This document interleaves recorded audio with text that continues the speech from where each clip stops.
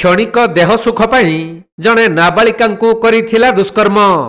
सही मामलारे अभियुक्त को 20 वर्ष सश्रम कारादंड शुणाइछंती विचारपति। सूचनायोग्य जे गत 2022 मसीहा मे मास 6 तारिख रे संबलपुर जिला रेढ़ाखोल अंचलर जड़े नाबालिका को दुष्कर्म करिथिला अभियुक्त। पीड़िता नाबालिका परिवार लोक माने पुअर चिकित्सा पई मेडिकल को जाइथिबा बेले घरे एकाकी रहिथिले नाबालिका। यार सुजोग नहीं अभियुक्त भीष्म पुलई नाबालिका सहित जोर जबरदस्ती शारीरिक संपर्क रखिथिला। तेणु एही घटना रे पीड़ितांक बापा पुलिस को सूचना देबा परे पुलिस पहुंची अभियुक्त को काबू करी थाना को आनिबा सह कोर्ट चालान करिथिले।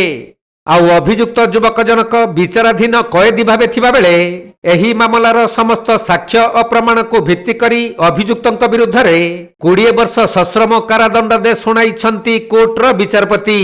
एथि सहित 50,000 टंका जुरिमाना निर्देश मध्य दैछंती।